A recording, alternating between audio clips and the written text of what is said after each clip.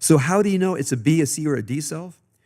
When you interrogate it rationally, it has nothing to say because it's not rational. It lives in its own little world. So the dangerous ones are the anger and resentment side, right? The other ones that people actually kind of like is the appeasement, explaining, defending side. They're both are havoc for your inner life. So the skill I want you to understand is when you go into your higher self and you look at the contents of consciousness, one thing to do when you, for example, detect fear, detect anger. In one case, I call it guilt, but more precisely, irrational obligation. In the addiction world, enabler. I said, don't argue with it, let it talk. So I had an enabler talk and said, I'm afraid if I don't give people, relatives and friends, what they want, they'll kill themselves.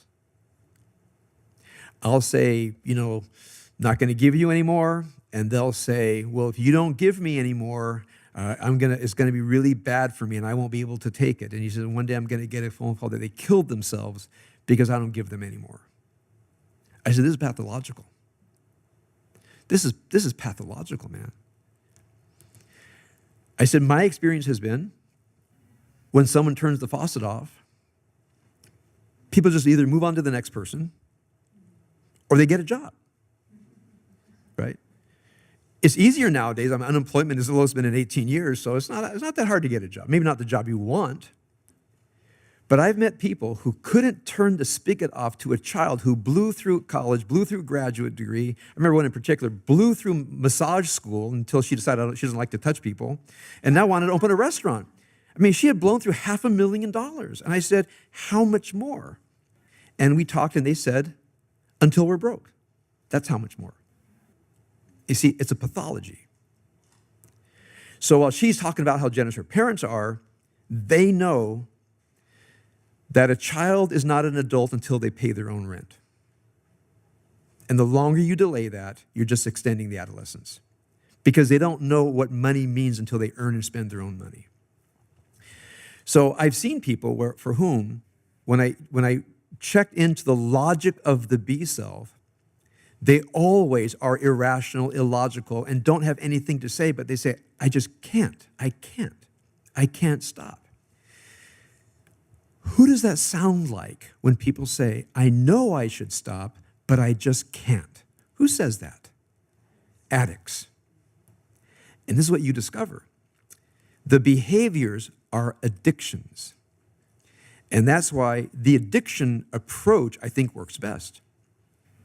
The addiction approach works best, which means, first of all, stop the behavior. Doesn't matter where it came from. It doesn't matter where it came from. Now, I'm not saying that at some point psychodynamic therapy might help, but the first step is we will not accept you into rehab unless you're clean, and we're going to test you every day. Whatever rehab means, you're going into rehab. Sometimes I call it 21-day detox. I tell them what it's like. So the subpersonality has to know they may not talk, they may not act, they may not run your life.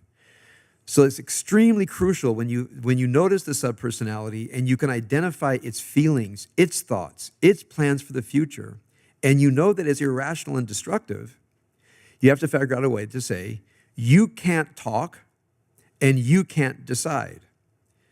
So when the A self says, I'm not strong enough, I'm not resilient enough to stop the B self, I give strategies such as, I'll tell you tomorrow.